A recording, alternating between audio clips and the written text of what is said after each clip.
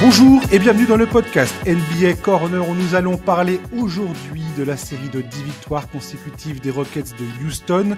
On va également parler des Wolves et des récentes performances d'Anthony Edwards.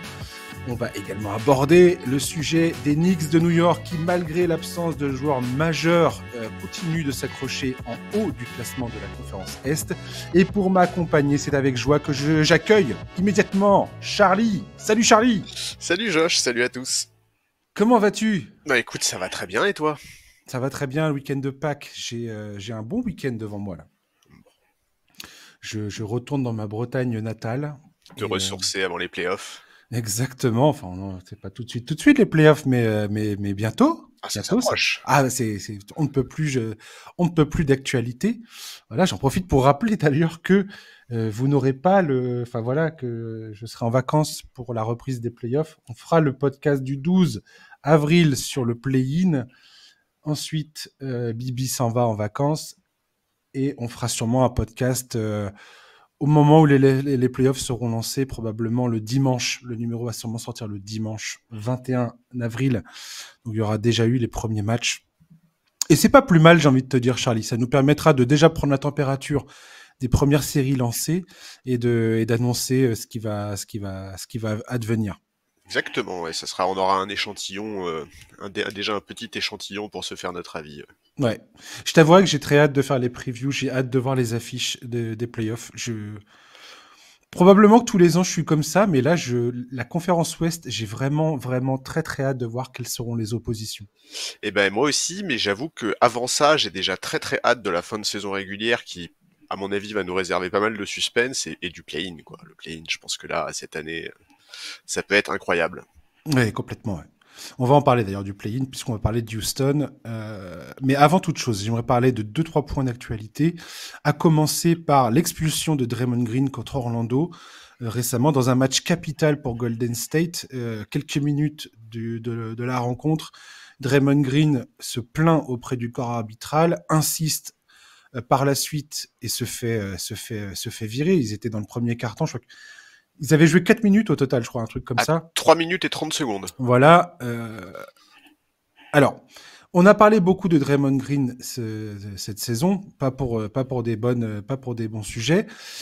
Je sais pas comment t'as perçu ce truc-là. Personnellement, j'ai l'impression, quand j'ai vu le visage de Stephen Curry à l'expulsion de Draymond Green, ça a circulé beaucoup sur les réseaux sociaux. Je sais pas si la coupe est pleine.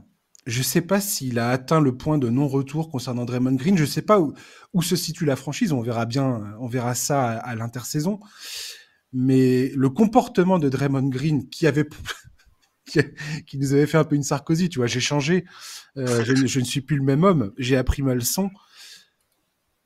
Voilà, bullshit total. C'est pas surprenant. J'y ai jamais cru une seconde à ses propos de dire ouais, c'est bon, j'ai appris ma leçon et tout. Mais à ce moment de la saison, au moment où son équipe a le plus besoin de lui, avoir cette réaction purement égoïste, lui qui n'arrête jamais de faire la leçon en permanence à tout le monde sur leur attitude, sur leur façon d'être, sur leur compétitivité, sur ouais, moi je suis là pour mes coéquipiers. Je sais plus. Je le trouve insupportable, Draymond Green.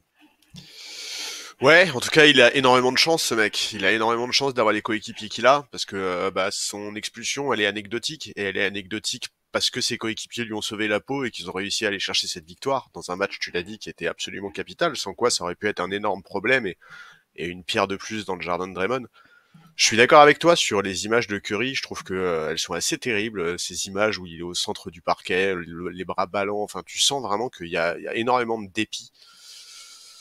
Bah écoute, quelque part, j'ai envie de te dire tant pis pour lui, hein. Tant pis pour lui, on l'a déjà évoqué. Pour moi, Steph Curry et Steve Kerr, ils sont responsables. Ils ont une vraie part de responsabilité dans le fait que Draymond Green ne comprend pas, ne change pas, n'évolue pas, qu'il est toujours là. Enfin, on l'a dit, il y a un manque de leadership quelque part dans cette franchise parce que laisser ce mec-là continuer à partir en vrille comme il le fait depuis des années et des années. C'est à combien? Je crois que c'est la 20e expulsion de sa carrière ou quelque chose comme ça. La 4e cette saison, en tout cas, je crois que c'est. Ouais, je sais pas quoi te dire. Enfin, franchement, moi, je suis comme toi, hein. Moi, Draymond, j'en peux plus, quoi. J'en ai marre. J'en ai marre de voir ça. J'en ai marre de ces mea culpa tout le temps, là. Et puis dans son podcast, non mais il est d'une suffisance, c'est absolument fascinant en fait. Le, Ouais. sa façon de commenter, d'assurer le commentaire de son propre comportement. Je sais pas. Moi, j'arrive plus à écouter. Autant, tu vois, quand il faisait son podcast pendant les finales 2022 là, et après coup, la vie de Draymond Green, à la limite, je trouvais que c'était audible. J'avais envie d'écouter ce qu'il avait à dire. Son point de vue pouvait être intéressant. Aujourd'hui, j'arrive plus à l'écouter. J'en ai marre de ses excuses. J'en ai marre de ses explications. Il est vraiment énormément descendu dans l'estime que j'avais de lui. T'as raison. La responsabilité de la franchise, de Steve Kerr, de Stephen Curry lui-même est assez grande.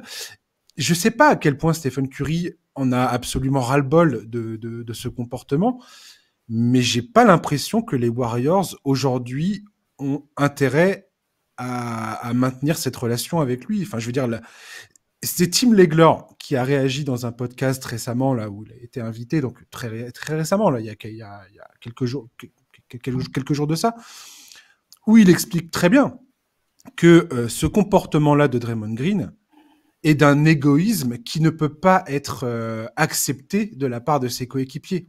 Bien sûr. Il explique bien, en tant qu'ancien joueur, c'est tout bonnement inacceptable. Bizarrement, plus que le comportement qu'il a eu vis-à-vis de Rudy Gobert, c'est inacceptable. Et les red flags, les avertissements, on en a déjà eu. C'est un joueur qui a cogné son coéquipier pendant un entraînement, Jordan Poole, et qui a entraîné donc tout ce qui s'en est suivi. Je je sais pas si ce truc-là est la limite. Quelque part, c'est un événement qui paraît assez anodin par rapport à tout le reste, par rapport à Gobert, par rapport à ce qui s'est passé avec Jordan Poole. Mais j'ai l'impression que potentiellement c'est le coup de grâce pour lui, quoi. Bah, c'est anodin parce que les Warriors ont gagné, hein. Vraiment, s'ils avaient perdu ce match, ça pourrait être beaucoup, beaucoup plus problématique. Maintenant, ouais, en fait, La saison est pas terminée. Les Rockets, on va en parler tout à l'heure, sont à un match de revenir sur eux. Alors, ils ont le tiebreaker sur les Rockets, hein, Golden State. Il y a un match face à Houston le 5 avril. et ils ont un calendrier plus facile que les Rockets aussi. Ils ont un calendrier plus facile que les Rockets. Mais ils ont quand même quelques équipes pénibles. Oui, et puis de Ils ont toute façon, Dallas, ils ont les Lakers, ils ont les Pelicans, ils ont 2 fois Utah. Et Utah, ça peut être une équipe un peu pénible à jouer. Et vu les Warriors aujourd'hui, je veux dire, il y a aucune victoire qui est garantie, j'ai envie de te dire. bien sûr, non mais c'est ça, c'est que les Warriors, de toute façon, c'est leur pire ennemi, c'est eux-mêmes. Mais oui, effectivement, de toute façon, Dallas, ça va être l'arbitre de cette fin de saison. Dallas, ils jouent 2 fois les Warriors et 2 fois les Rockets, là, d'ici la fin de saison. Donc, c'est clairement eux qui vont arbitrer cette lutte pour la dernière place pour le play-in. Écoute, oui, moi, je suis d'accord avec toi. Pour moi, c'est complètement de l'égoïsme, et c'est d'autant plus frustrant que ça se passe dans une équipe qui a souvent érigé le collectif en valeur essentielle. On se rappelle du strength in numbers, avec mon accent magnifique. Bon ben voilà, moi ça me dérange de voir ça, et puis ça me dérange vraiment de voir la passivité de Steve Kerr. Genre Steve Kerr qui après le match nous dit il va rebondir, c'est pas si grave. Steph Curry qui dit je vais continuer à discuter avec lui, c'est mon ami, c'est ce que je suis censé faire. Ben non mec, si t'es vraiment son ami, là ce que t'es censé faire, c'est pas de discuter avec lui, c'est lui mettre un vrai coup de pression, lui faire comprendre que ben, c'est plus possible de faire ça et qu'il pénalise beaucoup trop de gens en ayant un comportement aussi débile. Parce que, pardon du terme, mais Draymond sur un parquet, parfois, il est d'une bêtise incroyable. Et c'est tellement frustrant parce que ce mec-là est aussi capable d'être d'une intelligence incroyable sur un parquet. Il est surtout d'une importance capitale dans cette équipe et dans la façon de fonctionner et dans son jeu à deux avec Curry. On en a déjà parlé en long, en large et en travers. Et c'est pour ça qu'il est toujours avec les Warriors. Et c'est pour ça que pour l'instant, il y a pas eu de conséquences hormis ses suspensions et tout ça. Oui, mais là, on est un peu en train de changer d'air côté Warriors quand même. Et j'ai l'impression aussi, et c'est ce que dit Tim Legler, il dit qu'il y a probablement une différence entre les propos tenus en public par Stephen Curry et Steve Kerr et ce que eux-mêmes pensent personnellement dans le privé, quoi. Oui, mais ça, pour l'instant, ça ne se traduit par rien du tout. Moi, je Ah veux non, bien pas du tout, ouais. moi, je veux bien qu'en privé, ils soient super énervés, qu'ils se disent qu'il faut faire changer les choses. Mais dans ce cas-là, il faut agir, en fait. Et pour l'instant, ils n'ont jamais agi. Et je repensais à ce que tu disais par rapport à Draymond Green. Qui voudra Draymond Green avec le contrat qu'il a et les années qui restent? Et hormis les Warriors où il a tout à fait sens, où il fait sens avec Stephen Curry, effectivement, là aujourd'hui, si cette saison doit être l'étalon de qui est Draymond Green aujourd'hui, je vois pas quelle équipe va aller prendre ce type-là dans son collectif, sachant que si en plus ce gars-là est pas content, il peut être encore plus toxique qu'il ne l'est déjà sur un terrain. Donc, Exactement, parce que c'est ça. C'est que moi, si je suis general manager d'une franchise, je me dis, attends, ce mec-là, un franchise player avec l'aura de Steph Curry et un coach grave. avec l'aura de Steve Kerr n'a pas réussi à le calmer, n'a pas réussi à le canaliser, mais comment est-ce que moi je vais m'en sortir? C'est clair, hein. Ou alors il te faut un mec qui a vraiment, il te faut un coach qui a vraiment tu vois, ouais, une aura incroyable, mais c'est un pari aujourd'hui qui est beaucoup trop risqué, et puis avec un niveau de salaire en plus, qui fait que t'as pas intérêt à te planter, quoi. Dans le podcast dans lequel dans lequel se trouvait Tim Legler, le discours a aussi bifurqué un moment sur les propos de Draymond Green, tu sais, qui justifie toujours ce comportement en disant ouais, moi j'ai toujours été comme ça. Oui, C'est justement cette attitude et cette façon d'être qui m'a mené là où je suis aujourd'hui. Et un des intervenants expliquait très justement, à mon avis, que il dit c'est pas parce que c'est cette façon de Draymond Green de justifier le fait d'être excusez-moi, mais d'être un trou du cul fini parce que ça l'a mené là où il est aujourd'hui, c'est la pire justification qui soit, parce que il y a aussi une chose dans la vie, c'est qu'on doit tous évoluer, l'évolution et apprendre de ses erreurs et être capable de changer c'est clair.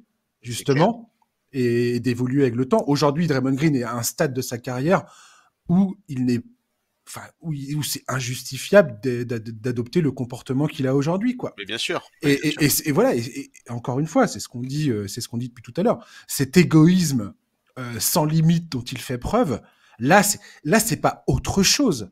Il y a pas, quand tu regardes comment, en plus, il insiste lourdement auprès de l'arbitre en le prenant pour un con, littéralement. Il est là à lui répéter tout le temps la même phrase pour lui faire comprendre qu'il est absolument pas d'accord avec sa façon d'arbitrer ce début de rencontre.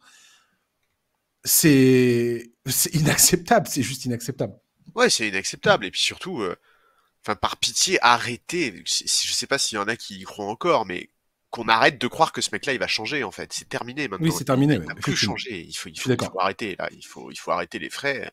Il a 34 ans, là. Ouais, c'est ça. Il a eu 34 au début du mois. Il touche entre 22 et 27 millions jusque fin 2027. Je suis désolé, mais Draymond ne changera pas. Et bon courage à ceux qui vont devoir gérer son cas à partir de la saison prochaine, que ce soit les Warriors ou quelqu'un d'autre. J'ai toujours été, pour terminer sur Draymond Green, j'ai toujours été j'ai toujours compris pourquoi les Warriors maintenaient ce type-là en place. Je, Jusqu'à cette saison. ouais, là, aujourd'hui, là, alors maintenant, tout de suite, je suis persuadé que la meilleure chose pour Golden State, c'est de se séparer de lui. Je suis d'accord. Ça ne peut plus durer et Stephen Curry ne devrait pas souhaiter finir sa carrière avec ce mec-là dans les pattes. Je suis d'accord, et je vais même aller plus loin, et c'est peut-être un peu violent, mais je pense même que ce qui serait le mieux pour les Warriors là, c'est qu'ils se qualifient même pas pour le play-in, qu'ils se Mm, fassent griller la place pour les Rockets, c'est que ça soit le déclenchement, tout à fait. tu vois, le truc qui leur fasse, enfin voilà, le moment où ils comprennent, Ouais, là, il faut vraiment tourner la page et passer à autre chose, ce qui veut évidemment pas dire trader tout l'effectif, hein. Tu peux continuer avec Steph Curry, tu peux continuer avec des Kuminga, des mecs comme ça, mais à un moment, faut arrêter les frais avec Draymond Green. tout à fait d'accord. Euh, je voulais revenir sur les déclarations de Nick Nurse concernant Joel Embiid. Il a après confirmé finalement que Joel Embiid devrait être de retour avant même le début des playoffs. Euh, depuis que Joel Embiid est blessé, les Sixers ont 10 victoires, 16 défaites, il me semble. Euh, Ils sont 8e de la conférence Est, donc ils sont partis pour faire le play-in, potentiellement un seul match s'ils remportent ce duel entre le 7 et le 8 pour accrocher la 7e place. J'ai été surpris de cette annonce. Je suis plutôt content pour Philadelphie. Je sais pas trop à quoi m'attendre, je t'avoue, concernant les Sixers, étant donné que je me pose la question de savoir dans quel état de forme va revenir Joel Embiid, quoi. Ouais, moi ça m'inquiète surtout en fait. Ouais. Ça m'inquiète parce que t'as parlé de l'éventuel match de play-in. À l'heure actuelle, il jouerait le Heat. C'est pas un adversaire doux le Heat quoi. Tu vois, tu dois te faire violence dans un match face au Heat. Et ouais, ça m'inquiète de savoir dans quel état il va revenir. Déjà, évidemment, il sera en manque de rythme. Bon, en tout cas, j'espère que Nick Nurse aura l'intelligence. Bon, je pense que c'est un coach très intelligent et j'espère qu'il aura l'intelligence de pas prendre trop de risques. Mais oui, ça m'inquiète. J'espère qu'ils vont pas forcer les choses. Il a été opéré quoi, il y a 2 mois. Bon, on verra. Moi, dans tous les cas, je t'avoue que j'ai pas de grande attente en fait pour cette équipe de Philadelphie. Même si Embiid est de retour, il sera évidemment pas à 100%. On a déjà vu la saison dernière ce que ça peut donner et d'autres saisons un Embiid pas à 100%, même si ça reste très fort, c'est pas suffisant pour être ambitieux. Donc ouais, je suis plus inquiet que content pour eux. Et il reste 9 matchs d'ici la fin de la saison. Je vois pas trop sur quelle fenêtre de tir il pourrait revenir. Est-ce il va jouer les 3 derniers? Est-ce qu'il va, enfin, je sais pas. J'ai hâte de voir comment Philadelphie va gérer ça. J'ai hâte de voir comment Embiid lui-même va gérer sa carrière parce que quelque part, c'est son avenir aussi qui est en jeu. Bien sûr. Moi, ça me semble extrêmement risqué de faire ça. Maintenant, si le staff médical lui donne le feu vert, que lui estime qu'il n'a pas de risque d'endommager plus que ça son genou et qu'il peut être efficace, je sais pas. Gros point d'interrogation. En tout cas, très surpris d'entendre ces paroles de la part de Nick Nurse. Agréablement surpris, j'ai envie de dire. Je suis tout à fait pour que Joel Embiid revienne au cours de cette saison et joue avec cette équipe de Philadelphie qui se bat corps et âme pour essayer de rester accroché dans Bah, ce play-in, mais bon. Pour moi, de toute façon, il n'y a pas de doute. Il va revenir. On a vu que là, il avait repris l'entraînement avec opposition, il voyage avec l'équipe, etc., etc. Donc ça, c'est clair qu'il va revenir. Maintenant, la question, c'est combien de temps il va mettre à revenir, combien de matchs il va avoir pour monter en puissance et se remettre dans le rythme. Parce que vraiment, j'insiste, Miami, c'est pas une équipe que t'affrontes à court de rythme, quoi. C'est une équipe, c'est dur de jouer Miami, surtout dans un match à élimination directe. C'est vraiment pas détendre, les mecs. Il faut pas prendre de risques. Ouais. Ce sera pas une élimination directe parce que si jamais ils perdent ce duel 7-8, ils ont un autre duel face soit Chicago, soit Atlanta pour l'instant. Atlanta. Ouais, avec un bel écart sur le 11e, hein, donc il y a quand même peu de chances que ça bouge. Atlanta, ça fait 2 fois qu'ils top c'est dingue. Qu'ils tapent les Celtics. C'est dingue. Ça me fait trop rire à chaque fois sur des espèces de buzz orbiteurs pas possible. DeAndre Hunter. En feu. C'est clair. Elle me fait trop rire, cette équipe d'Atlanta. C'est le genre de truc de fin de saison, tu t'y attends pas, comme Houston d'ailleurs. Avant de commencer nos 3 sujets principaux, juste un petit clin d'œil parce que la semaine dernière, on parlait des paris sportifs en NBA, de l'influence que ça pouvait avoir, et ainsi de suite. Et là, on a eu John T. Porter, le frère de Michael Porter Jr. des Nuggets, qui joue aux Raptors et qui a été mis un peu à l'amende par la NBA, qui va faire l'objet d'une enquête sur des paris qui ont été portés sur ses performances ces derniers matchs, qui ont été soupçonnés d'être truqués. Ouais. Donc il y aurait eu des paris sur ses performances et donc il y a un doute sur le bien fondé de ses sorties de match et ainsi de suite, comme quoi potentiellement il serait partie prenante dans tout ça, enfin voilà. Et le risque, c'est qu'il soit banni à vie de la NBA. Enfin, c'est quand même pas rien. Et j'ai l'impression qu'il va servir potentiellement d'exemples.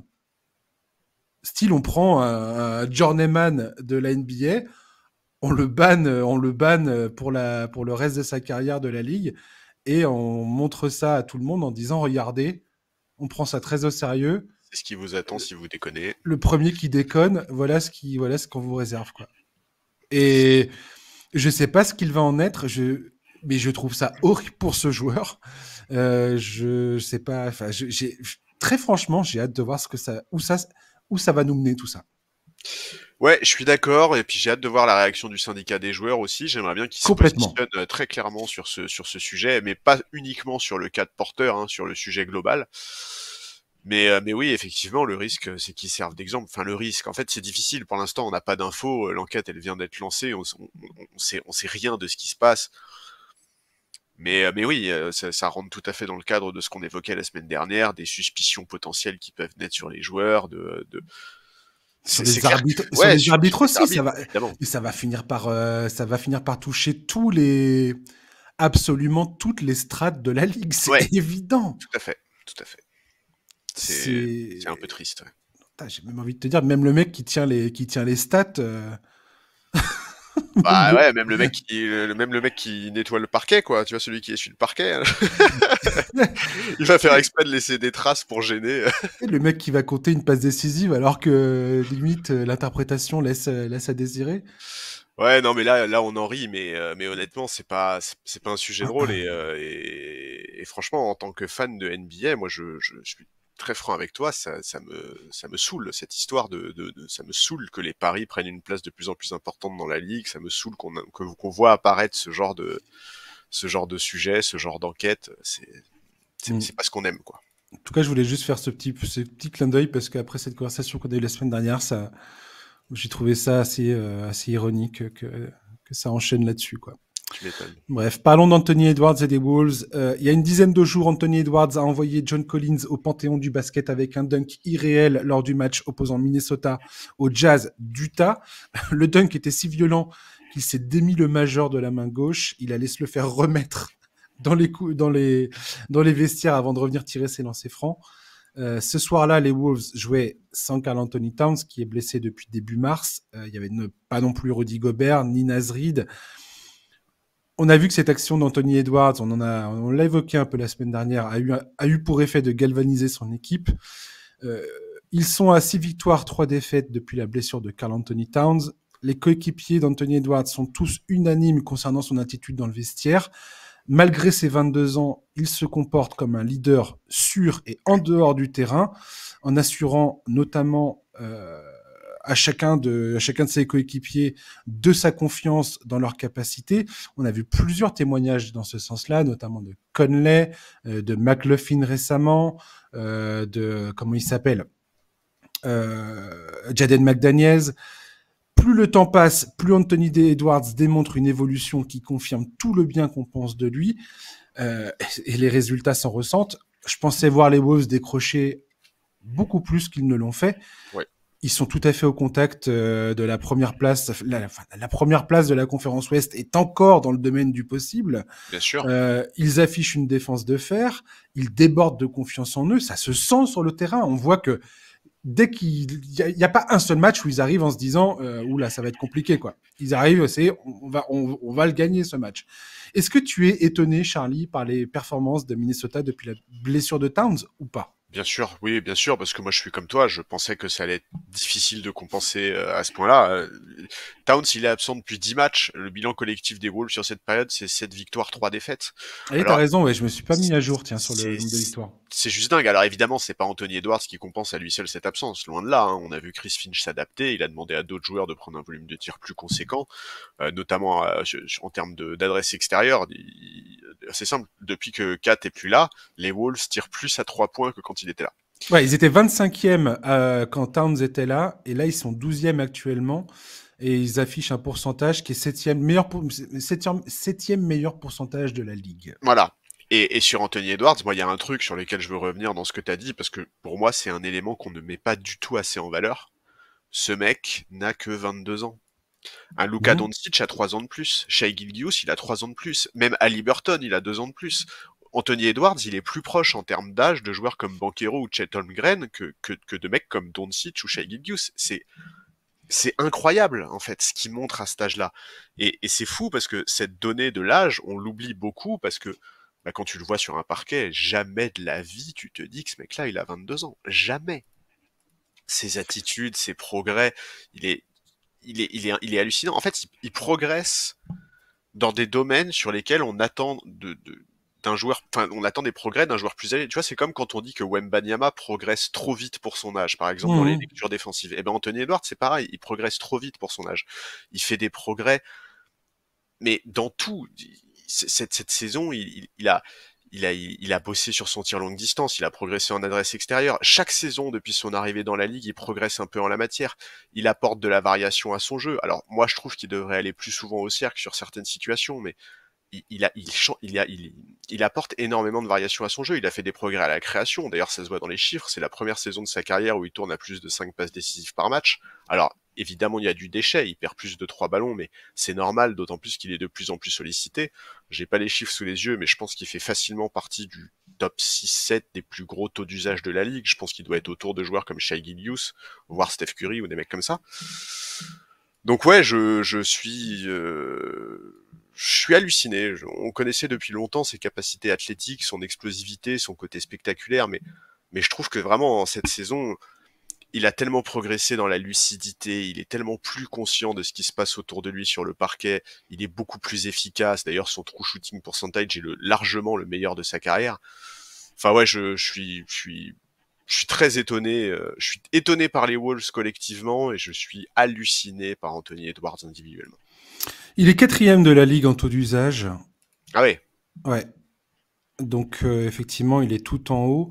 Moi, ce qui m'impressionne le plus chez lui, je pense, c'est son attitude vis-à-vis de ses coéquipiers, les propos qu'il tient. Il a, tu sais, à sa façon, en fait, un peu sans filtre. Il me fait marrer, Anthony Edwards, dans sa façon de parler de son sport et de son évolution et tout ça. Mais tu vois, il dit, voilà, au début de ma carrière, grosso modo, j'avais un peu les œillères, je pensais beaucoup à mes performances. Et aujourd'hui, j'ai compris que je pouvais pas gagner sans mes coéquipiers. Mhm. Et je leur dis à tous, tous autant qu'ils sont, j'ai confiance en vous. Si je vous file la balle, n'hésitez pas une seconde, prenez le tir si vous êtes ouvert. Euh, si c'est dedans, tant mieux. Si c'est pas dedans, tant pis. On est ensemble, quoi. Et c'était cette espèce de maturité et sa capacité à emmener un groupe qui, je trouve, est assez difficile à juger déjà. C'est assez compliqué. Et concernant Anthony Edwards, je me base beaucoup sur ce que disent ses coéquipiers et la façon dont ils réagissent à ses propres performances sur le terrain. Et son dunk est une chose, mais c'est pas, c'est pas à partir de ce moment-là qu'on a senti ça cette saison. Non. Il y a eu plein de moments cette saison où on a senti que il y a eu il y a qu'à voir, par exemple, Nickel Alexander Walker ou McDaniels, la façon dont il se comporte vis-à-vis d'Edwards, comment ils en parlent et ainsi de suite, l'influence qu'il a eue et comment leur performance augmente d'une saison à l'autre. Je suis assez impressionné par ça, en fait. Et à 22 ans, être capable de mener un groupe comme ça et d'accepter ce rôle, de prendre ça sur ses épaules, sans rechigner, sans être égoïste, sans. Enfin, je trouve ça assez admirable, en fait. Et Chris Finch le dit également. Il le dit. Anthony Edwards, c'est un mec ultra compétitif. Non seulement ultra compétitif dans sa performance individuelle, mais qui a tout à fait confiance que sa performance individuelle est tout aussi importante que le fait d'emmener tous ses coéquipiers avec lui. Et les performances de Minnesota cette saison sont, pour moi, s'en ressentent Bien clairement. sûr. Si Minnesota est aujourd'hui dans le top 3 de la conférence Ouest, c'est aussi parce qu'Anthony Edwards est capable de faire ça. Et c'est quelque chose de rarissime à son âge. Et je trouve ça magnifique, en fait. Mais moi, je trouve que c'est, même au-delà de son âge, c'est quelque chose de rarissime tout court. C'est une discussion qu'on Complètement. a souvent eue. Tu vois, des franchise players Complètement. en NBA, il y en a peu en réalité, des vrais franchise players. Et lui, en termes de mentalité, on sent qu'il a absolument tout, qu'il est complètement armé pour être ce mec-là, pour être ce franchise player.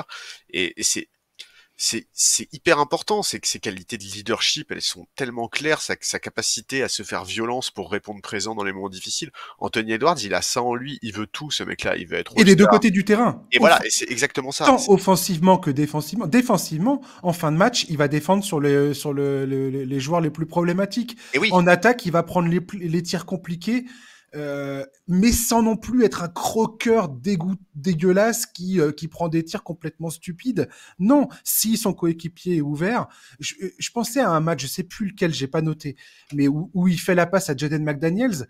Et dans la conférence de presse d'après-match, il dit mais tous les jours je lui fais la passe parce que je suis persuadé qu'il va le mettre, même ouais. s'il le met pas, je m'en fiche. Il est ouvert.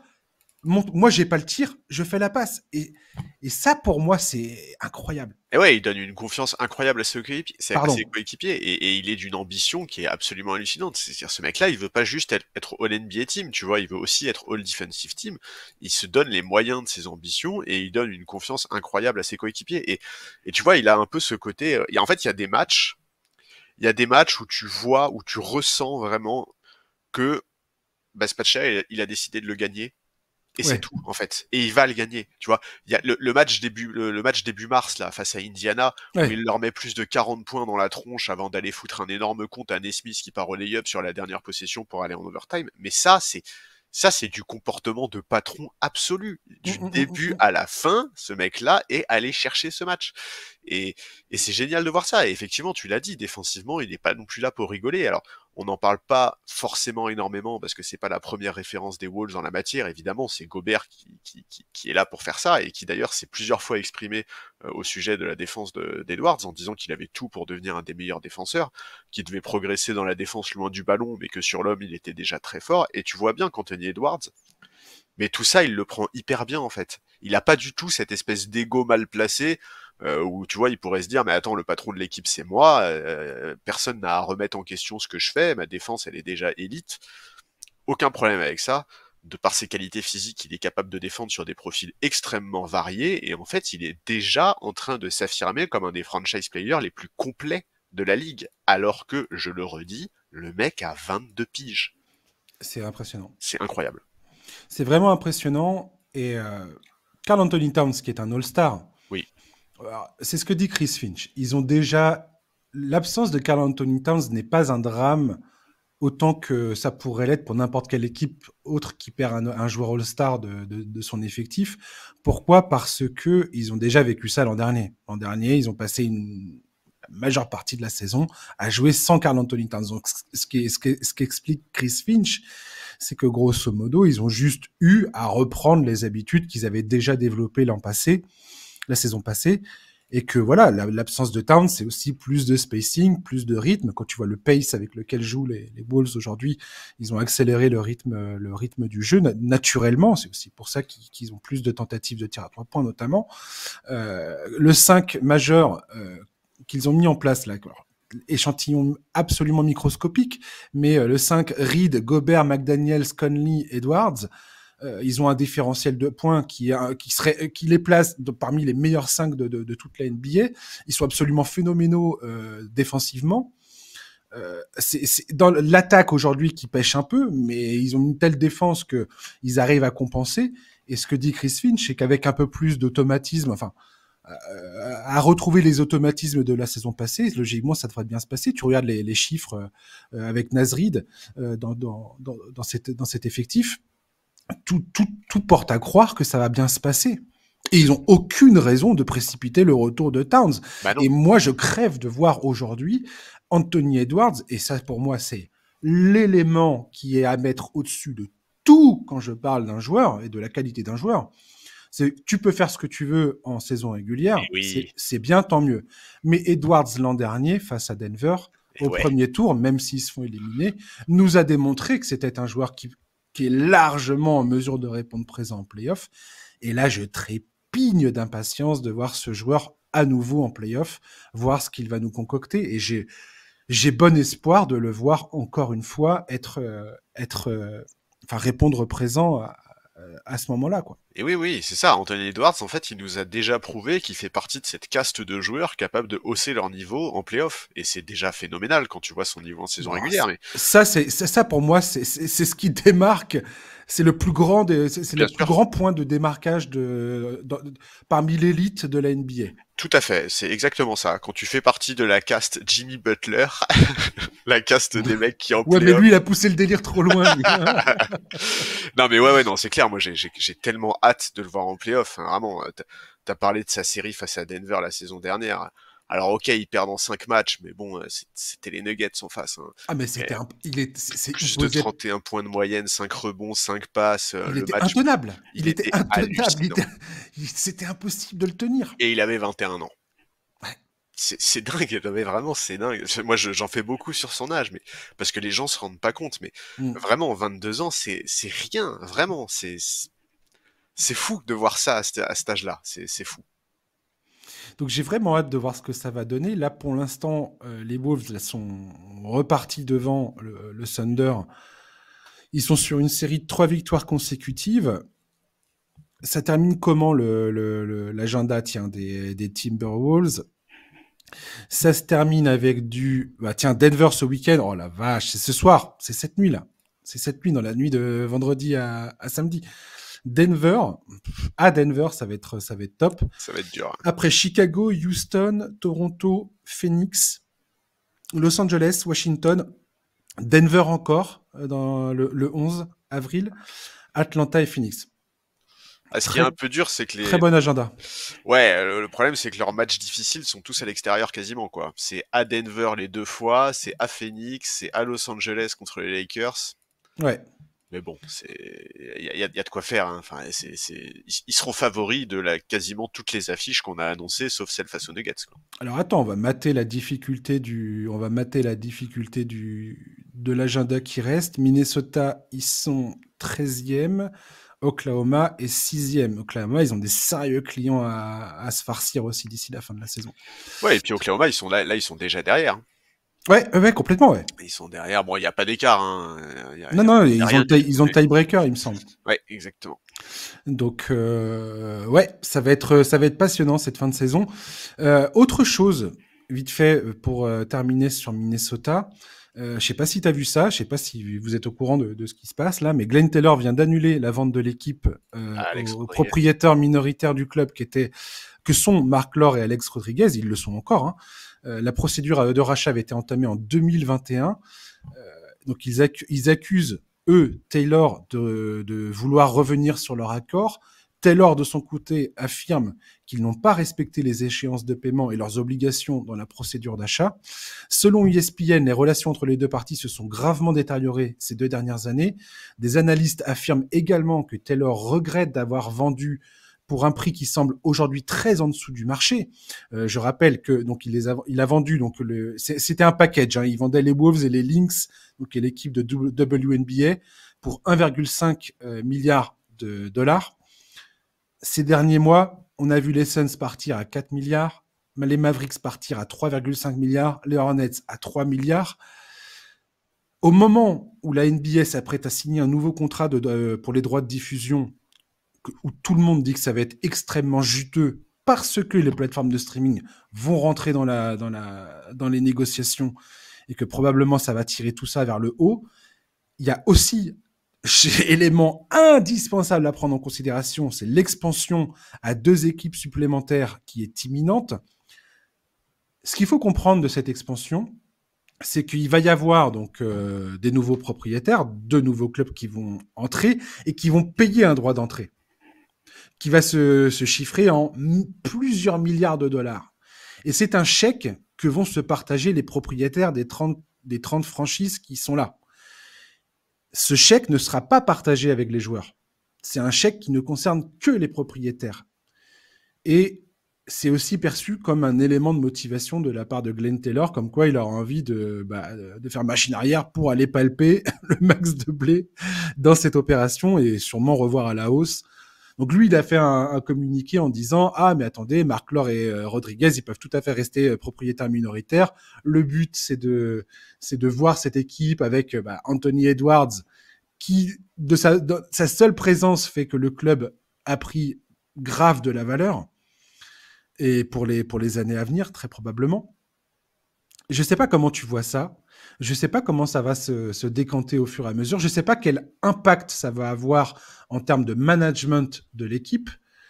Mais franchement, c'est quelque chose qui est indéniablement important pour cette équipe, Ouais, sportivement. ouais, c'est ça. Il faut espérer que ça parasite pas trop les performances sur le parquet. Maintenant, bah, je sais. En fait, je trouve que c'est un peu difficile à lire. En fait, Glenn Taylor, on a un peu l'impression qu'il sait pas très bien ce qu'il veut. Ça fait déjà des années et des années qu'un coup il veut vendre et puis finalement il vend pas. Exactement, ouais. Donc ouais, écoute, je sais pas très bien. J'ai pas trop d'avis là-dessus. Juste, je te dis, j'espère que ça va pas être un frein pour pour une franchise qui a le vent en poupe d'une manière hallucinante, parce elle a entre les mains un des franchise players du futur. Donc il faut clairement espérer que tous ces éléments hors parquet ne viennent pas trop bouleverser les choses. Ce qui est sûr et certain, manifestement, de tout ce que j'ai pu lire sur le sujet, parce que moi, c'est un peu des sujets des coulisses NBA qui m'intéressent. Et je vais arrêter là parce que j'ai conscience que ça intéresse peut-être pas tout le monde. Mais il va y avoir une procédure. Très clairement, Marc Lore et Alex Rodriguez ne vont pas en rester là. Si la vente ne se fait pas, alors qu'ils étaient à 2 doigts de clôturer l'affaire. Là, c'était en train de se terminer. Là, on était sur les derniers versements. Il va y avoir une procédure judiciaire, et donc il va y avoir toute une... Et c'est ça que beaucoup de journalistes américains sont curieux de découvrir, c'est qu'on va avoir quelque part une loupe à travers la bataille judiciaire qui se profile. On va avoir une loupe sur comment ces négociations se déroulent en NBA. Chose qui est extrêmement opaque. On ne sait pas exactement comment ça se passe. Et ça va être... avec ce que je viens de dire, avec le projet d'expansion de la Ligue, avec la renégociation des droits médias derrière, mais t'imagines bien que ça va être un truc de fou. Ouais, non, c'est clair. C'est clair que ça va rythmer, très certainement rythmer l'actualité des prochaines semaines, voire des prochains mois. En tout cas, c'est sûr que vu le communiqué qui a été fait par Rodriguez et Laure, ils vont pas lâcher l'affaire, ça c'est sûr. Et Adam Silver, tu peux être sûr que là, il doit pas être content du tout, quoi. Avoir un pseudo-scandale comme ça qui touche les propriétaires. Donc les propriétaires, c'est les clients, enfin c'est les acteurs majeurs de la NBA. Enfin c'est eux la NBA. Donc bref, ça va être un bordel incroyable, potentiellement. On verra ça. On va parler des Rockets si tu veux bien. Il y a 3 semaines, on avait évoqué Houston pour parler de la blessure d'Alperen Sengun, leur pivot extraordinaire, une des révélations de la saison.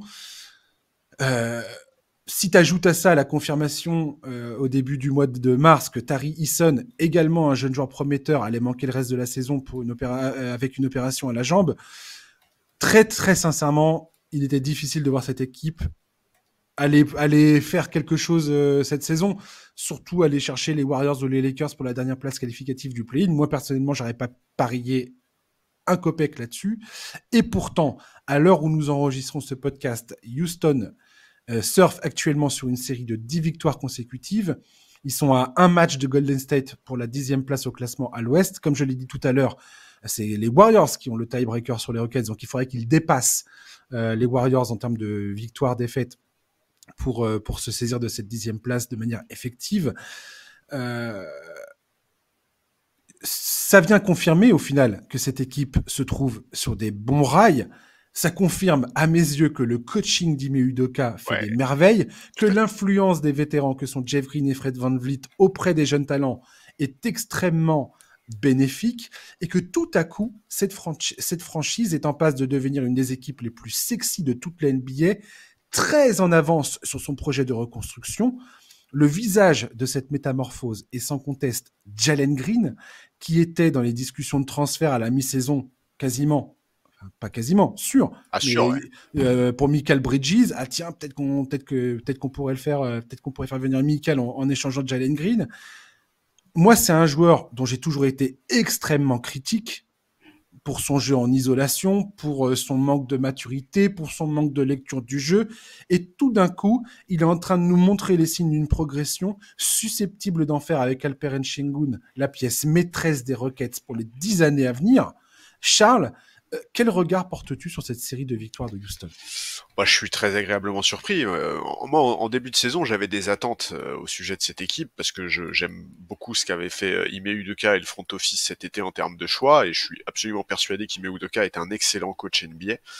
Mais tu l'as dit, la blessure d'Alperen Sengun, il y a quoi, il y a 15 jours, ça m'a vraiment fait craindre une fin de saison régulière en demi-teinte, tu vois, une espèce de truc sans grand enjeu où on attend un peu que ça se passe, et finalement c'est tout l'inverse. Tu l'as dit, série de 10 victoires consécutives. Alors, certes, dans cette série de victoires, il y a beaucoup d'équipes prenables. Il y a Portland 2 fois, il y a San Antonio, il y a Washington 2 fois, mais il y a Ouais. aussi les Kings, il y a aussi les Cavs, il y a le Thunder en overtime cette semaine, Et Charlie, tu gagnes pas 10 matchs consécutifs en NBA par hasard. par hasard. Surtout quand ton C'est meilleur joueur est blessé. impossible. Bien sûr, mais bien sûr, non mais t'as tout C'est à fait raison. impossible. T'as tout à fait raison. Alors, l'argument de oui, le calendrier était favorable, stop. Non mais c'est... Tu ne gagnes jamais. Non, mais je dis pas ça contre toi. Ouais, non mais je Je sais dis bien. juste de façon générale. Tu ne gagnes jamais en NBA 10 matchs consécutifs par pure chance ou tiens, tu joues que des chèvres. Mais, Non, c'est mais pas comme ça que ça se passe. surtout qu'ils l'ont prouvé en allant aussi taper Sacramento, en allant taper Cleveland et en allant taper le Thunder là en overtime. Donc Alors, voilà. Thunder, il n'y avait pas Shai Gilgeous-Alexander. Oui, mais il y a quand même. Cleveland, je crois qu'il leur manquait, je sais plus qui dans l'équipe, mais Evan Mobley Ça reste qui des jouait équipes pas. sérieuses, tu vois. Mais Ça reste des équipes ça très reste des sérieuses. équipes sérieuses, complètement. Je Et pense que c'est la manière surtout dont ils gagnent qui est absolument incroyable. ouais, non mais tout à fait, tout à fait. Et ouais, aujourd'hui, tu l'as dit, ils sont sur les talons de Golden State. Alors Golden State a eu la bonne idée de gagner ses 2 derniers matchs face à Miami et Orlando, sans quoi ils se seraient déjà Mmh. fait griller la 10e place en réalité. Donc ouais, c'est du bonheur parce que c'est un vecteur de suspense et d'incertitude supplémentaire. Ça fait quand même un petit moment qu'on se projetait déjà sur le fait que les Lakers et les Warriors seraient quasiment à coup sûr dans le play-in. Aujourd'hui, on en est moins sûr, et pour les Warriors, il faut vraiment, vraiment, vraiment pas se planter, n'est-ce pas Draymond, sur cette fin de saison. Tu vois, chaque erreur va se payer très très cher, et tu l'as dit, Jalen Green est en train de complètement crever l'écran, et il profite à fond de l'absence de Sengun pour se montrer. Il a vraiment pas toujours été indiscutable à Houston, loin de là. T'as cité l'éventuel trade pour Michael Bridges qui était discuté il y a quelques semaines. Ah, il est en train de voir sa cote monter en flèche, et surtout il est en train de donner de l'espoir à son équipe de pouvoir accrocher le play-in, et ce serait dingue même d'aller chercher les playoffs. Enfin, ce serait fou. En plus, ESPN a évoqué la possibilité qu'Alperen Sengun revienne d'ici la fin de saison Ouais, régulière. Alors, on verra ce qu'il en est. J'espère qu'ils vont pas prendre trop de risques. Mais ça nous garantit une fin de saison avec un suspense hallucinant à l'Ouest. Ça va être génial. Et le match du 5 avril face aux Warriors, il va valoir très, très, très cher. Ça fait partie des matchs de cette fin de saison qu'il faut surtout pas louper, quoi. complètement. Jalen Green est vraiment un joueur qui me fascine. Parce que vraiment, j'ai été extrêmement critique de ce joueur. Et c'est pas un joueur en qui je croyais. Il est en train de me donner tort archi tort. Quand il jouait avec Kevin Porter Jr., là, cette période de Oh, c'était Houston, horrible. je trouvais ça absolument indigeste. Je ne pouvais pas regarder leur match. Je trouvais ça absolument atroce. Moi, c'était un des pires Le, jeux, hein. voilà, l'éclosion de Sengun, pour moi, a totalement a commencé à modifier le jeu de Houston dans le bon sens. Et Ime Udoka, c'est ce que je disais dans l'introduction. Ime Udoka, il y a bien un moment, il va falloir quand même. Ok, il y a des choses qu'il a faites manifestement qui étaient tout à fait regrettables et critiquables. Oui, mais on va parler de basket. On va parler de basket. Et pour le reste, ça sera géré en temps et en heure. On verra. Bref, peu importe. Mais ce qu'il est en train de faire de cette équipe, la façon dont il tient les joueurs, responsables de leur production sur le terrain, et à quel point il leur laisse rien passer, la façon dont cette franchise est pilotée, j'ai envie de te dire, c'est assez incroyable. Et Jalen Green, là, démontre plusieurs choses. Ses qualités de jeu en isolation n'étaient pas, enfin, c'était pas à douter. On savait très bien que c'était un très bon joueur en isolation. Mais là, aujourd'hui, comme on l'a dit tout à l'heure par rapport à Anthony Edwards, dans tout ce mois de mars là, c'est la manière dont il joue et la manière dont il est en train de comprendre comment le jeu se déroule. Sa volonté de faire la passe quand il faut faire la passe aux joueurs qui sont démarqués, sa façon de manipuler les défenses grâce à son jeu en isolation, et tout en étant capable de créer de l'attaque à un niveau superstar. Ouais. Et le fait qu'il est capable aujourd'hui de condenser tout ça dans son jeu et dans sa compréhension du jeu est assez incroyable. Alors je pense très sincèrement que son efficacité à 3 points, où aujourd'hui il est quasiment sur les 13 derniers matchs, il est à un niveau d'efficacité, c'est Stephen Curry, le gars. Ouais, c'est clair. Alors qu'avant, c'était Jordan Poole. Donc je pense que c'est pas possible qu'il tienne ce rythme-là. C'est pas possible que tu sois sur la même échelle que Steph Curry, ou du moins, si c'est le cas, waouh, c'est un sacré bond en avant. C'est même plus un bond en avant, c'est voilà, c'est un truc, c'est du jamais vu, quoi. Cependant, je pense que la vérité se situe probablement entre les deux, et qu'il est potentiellement en train de passer un cap devant nos yeux maintenant, tout de suite. Et c'est ça qui rend cette équipe absolument, et ce joueur absolument fascinant. C'est que il est en train de potentiellement passer un palier qui est extrêmement compliqué. Et je pense que Ime Udoka a une partie intégrante là-dedans. Et aussi le fait d'avoir des Fred VanVleet et des Jeff Green dans le vestiaire qui l'aident. Et ça, on en avait déjà parlé, toi et moi. On s'était déjà posé la question au début de saison de savoir quelle influence pouvaient avoir ces joueurs-là dans le vestiaire, dans un vestiaire comme celui de Houston. Tout à fait. Et moi, je t'avais dit, je trouve ça extrêmement pertinent de la part de cette équipe de ramener des joueurs comme ça pour guider les jeunes. Et là, ils sont en train de récolter cette magnifique, ce magnifique recrutement de début de saison. Et quand j'entends dire « Ah ouais, mais alors maintenant que Jalen Green est en train d'exploser », et autre chose, tiens, que je vois dans mes notes, Jalen Green n'est pas seulement un excellent attaquant. Il est également extrêmement dans une courbe de progression extrême en défense. Tout à fait. C'est-à-dire qu'avant, c'est un joueur qui était ciblé par les attaques adverses. Oui. Aujourd'hui, toutes les statistiques avancées montrent que c'est un joueur défensif. Alors, il n'est pas élite, mais il est solide. Il est solide au point où aujourd'hui, tu ne peux plus le cibler défensivement parce qu'il est tout à fait capable de défendre correctement et qu'il est en train de comprendre comment être efficace dans un schéma collectif défensivement. Et ça, c'est absolument génial. Offensivement, défensivement, Jalen Green est en train de comprendre que collectivement, il peut avoir son talent a un impact autrement plus important quand il sait l'utiliser avec ses coéquipiers autour de lui. Et ça, je trouve ça absolument génial parce que c'est ça le basket. Mais oui, mais c'est la marque du coach. C'est ça le plus dur à faire, c'est ça le plus dur à comprendre. Et maintenant, quand tu poses les choses et que tu te dis à Houston que tu as Jalen Green, Sengun, Amen Thompson, on en parlera plus tard, mais qui est absolument incroyable, Tari Eason, et tous ces joueurs-là, mais cette équipe a un avenir radieux devant elle. Radieux. Ouais, tout à fait. Et tu l'as dit, pour moi, la progression de Jalen Green, elle porte forcément la marque du coach, parce que sûr. Intrinsèquement, ce mec-là, on le sait depuis longtemps, que offensivement, il a tout, ce type. Offensivement, c'est probablement un des meilleurs joueurs de 1v1 de la ligue, Jalen Green. D'ailleurs, Bill Simmons, dans son podcast, l'a comparé à Kobe Bryant en disant, mais en fait... Le jeune Kobe des années 90. Ouais. En fait, en disant, mais qu'est-ce qu'il n'a pas, ce mec, en termes de move offensif? Et c'est vrai, il a absolument tout. Maintenant, il est fou, c'est absolument magnifique de le voir jouer en ce moment. Sauf que maintenant, ces qualités, elles sont utilisées dans le bon contexte, dans le bon tempo, au bon moment.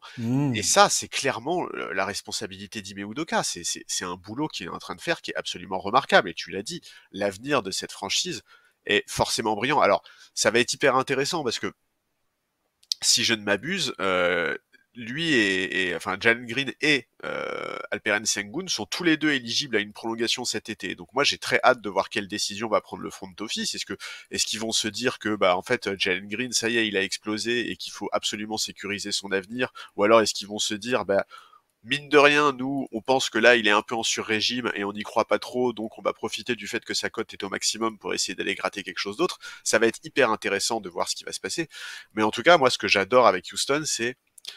Tu sais, c'est toujours un peu l'histoire du verre à moitié vide ou à moitié plein. Au moment de l'annonce de la blessure d'Alperen Sengun, allez, on évoquait son absence pour toute la fin de saison et il y avait beaucoup de pessimisme.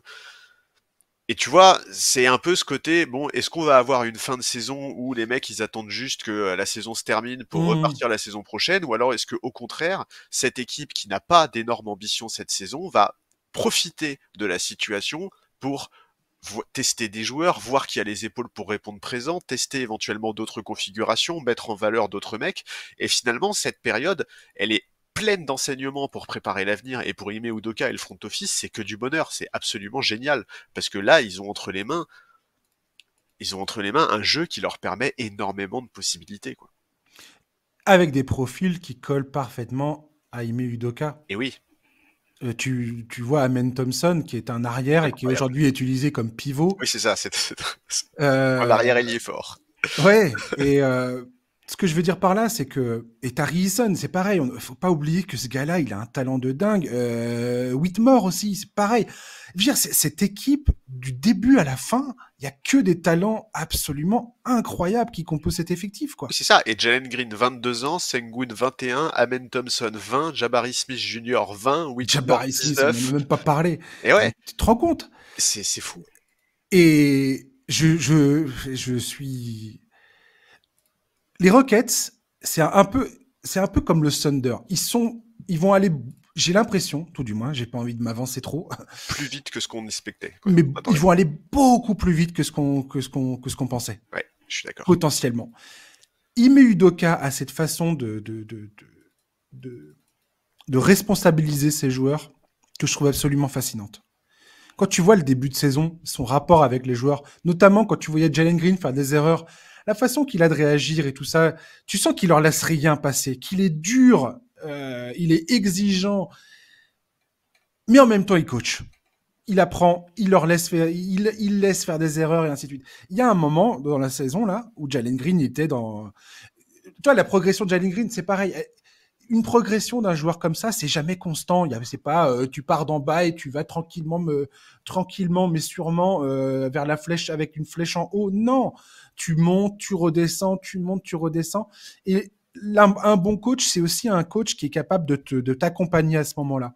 Et Jalen Green a expliqué que pendant la saison, là, il y a un moment, il a eu un creux en termes d'adresse. Il plantait pas de tir, il y a rien qui rentrait. Qu'est-ce que lui a dit le coaching staff? Tu vas en profiter pour bosser. Enfin, t'arrives pas à être efficace offensivement alors que tu es un joueur offensif.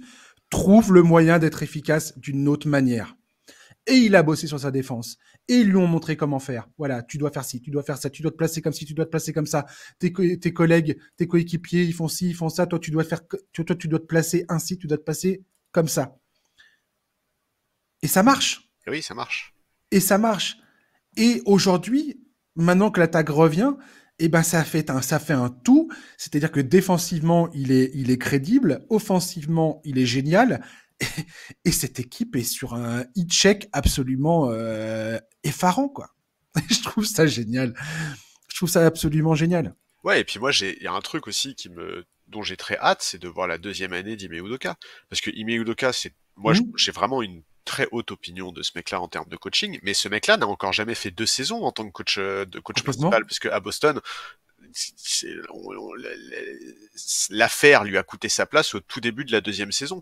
Non, elle avait même pas commencé la deuxième saison, c'était avant le début de la deuxième saison. Donc Et c'est lui forcément, qui a tourné les choses à Boston. bien sûr. Faut pas l'oublier, ça. Et souvent, on sait très bien que pour un coach qui a un effectif jeune, alors attention, l'effectif de Houston n'est pas si jeune en réalité, parce que on l'a dit, il y a des mecs comme Van Fleet, Jeff Green, Dillon Brooks qui remontent la moyenne d'âge, mais quand même, il y a un noyau de jeunes dont ça va être hyper intéressant de voir la progression sous la coupe de Ime Udoka, ça c'est clair. Dylan Brooks, tout le monde était là à se moquer de la signature de Dylan Brooks cet été. Moi, personnellement, j'avais dit, un défenseur de cette trempe-là, c'est toujours utile. Et, euh, et pour le coup, tu vois, autant on peut...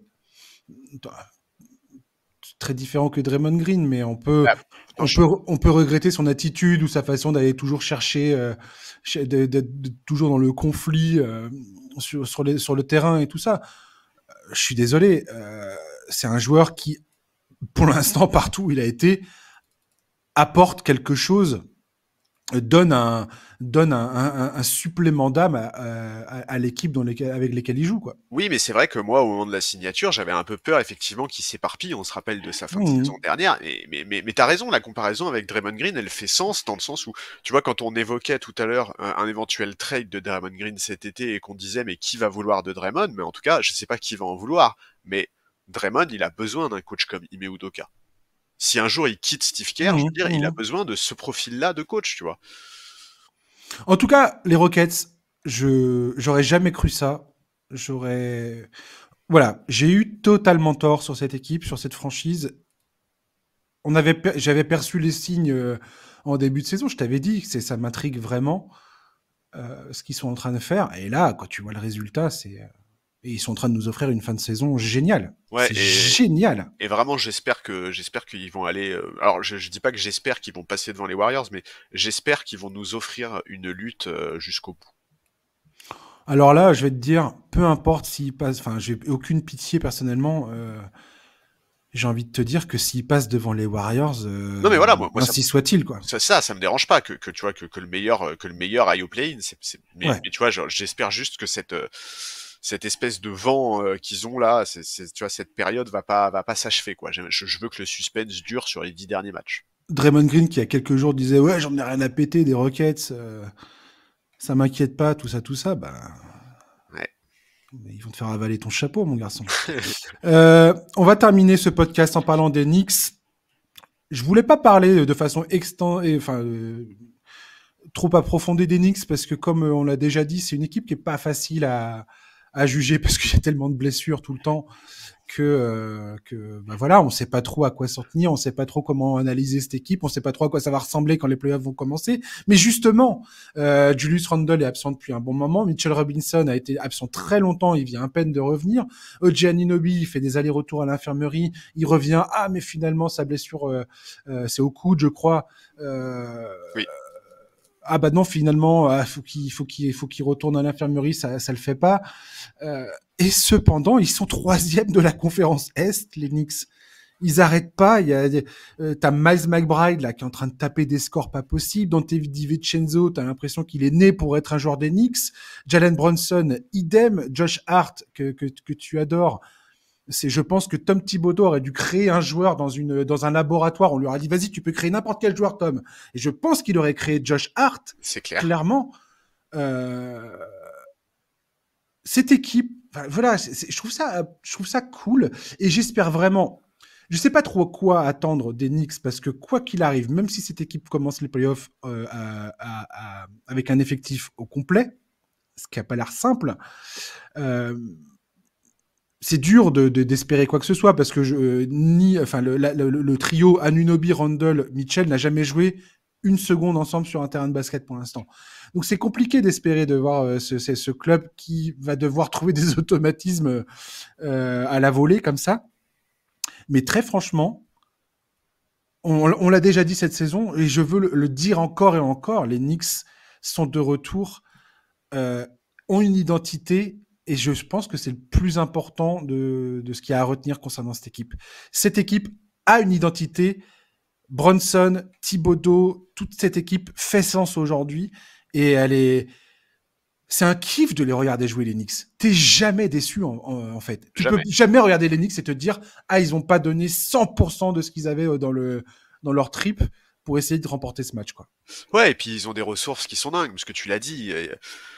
Enfin, avant le All-Star Break, ils étaient vraiment dans le dur, notamment à cause des blessures. Depuis le All-Star Break, ils sont sur 11 victoires, 6 défaites. Sur les 10 derniers matchs, c'est même 8 victoires pour 2 défaites face à Philadelphie et Denver.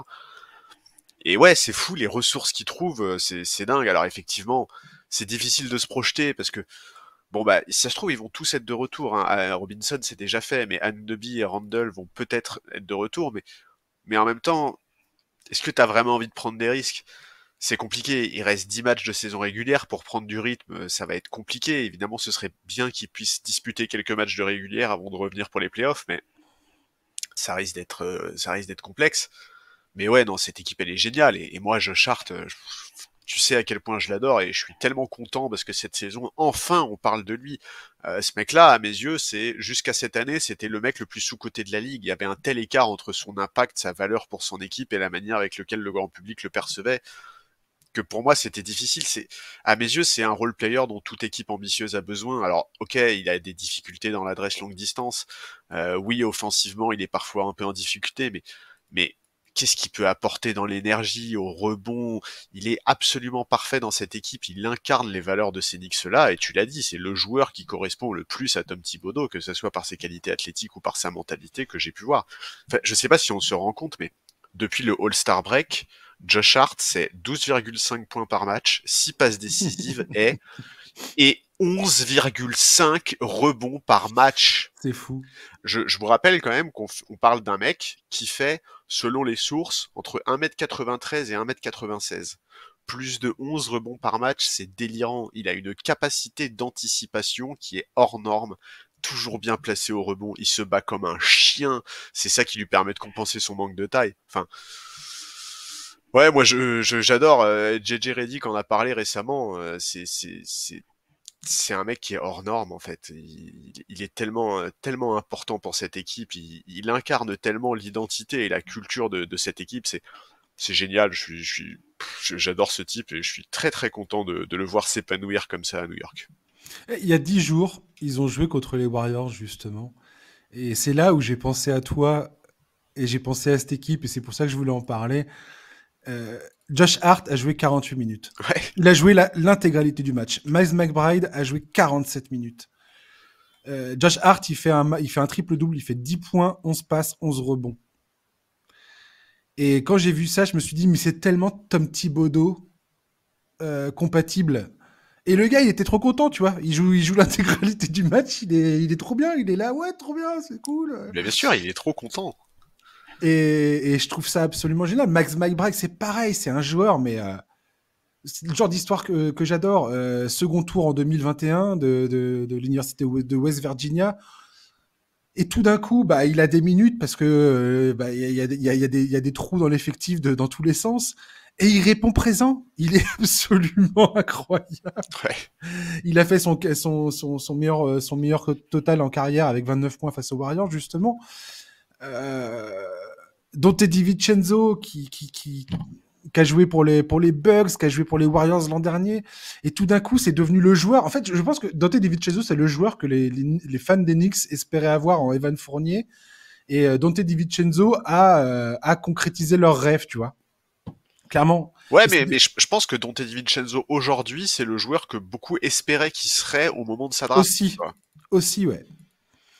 Et la camaraderie dans cette équipe, je sais pas, c'est incarné par le trio de Villanova en plus. Non mais il y a trop d'histoires cool dans cette équipe. Hein. Ouais. Il y a trop d'histoires et vraiment, en plus ils ont tous une.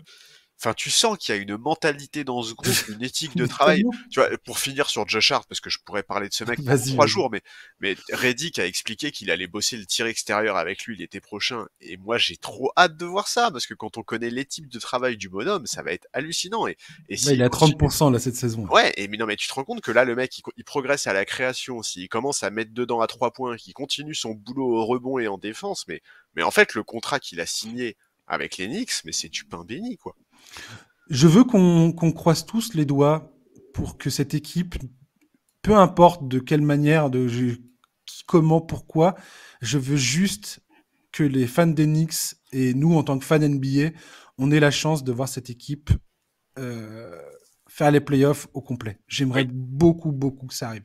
Oui. Parce que je pense vraiment que même sans répétition générale de leur côté, même sans automatisme, tout ça, je pense que cette équipe peut vraiment être fun pendant ces playoffs. Et je pense que le premier tour du playoff à l'Est, les confrontations 4-5 et 3-6, ça peut nous faire des séries hallucinantes. Parce que en l'état, les confrontations, c'est Cavs Magics et Knicks Pacers. Ouah, Knicks Pacers, t'as l'histoire qui joue pour nous, quoi. Ah ouais, c'est incroyable, c'est trop bien.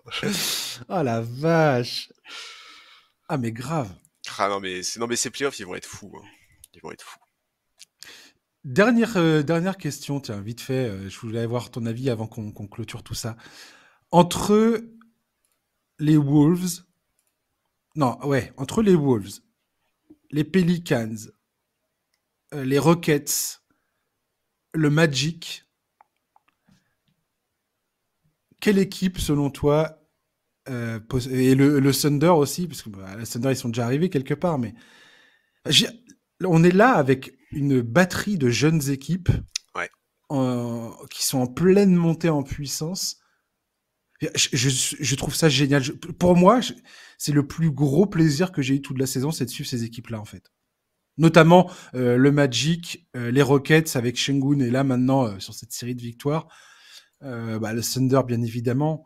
Mais le Thunder, ça fait quelques temps que ça dure, et là, c'est vraiment la concrétisation. Les Wolves, je trouve qu'on est face à des jeunes équipes de fou. Ouais, il y a un renouvellement là qui est impressionnant et qui est incroyable. Voilà, rien à voir avec les Knicks. Let's go Knicks. Merci Charlie de m'avoir accompagné. Bah écoute, c'était avec plaisir, comme toujours. Ouais, chers auditeurs, merci de nous avoir écoutés. Pour ceux qui ont un week-end de Pâques devant eux, je vous souhaite de passer un excellent week-end. Profitez-en pour vous reposer, tout ça. Effectivement, comme le disait Charlie tout à l'heure, les playoffs arrivent à grands pas. On se retrouve la semaine prochaine pour un nouveau numéro du podcast NBA Corner. Voilà, donc enjoy le week-end et à la semaine prochaine. À ciao, bye bye.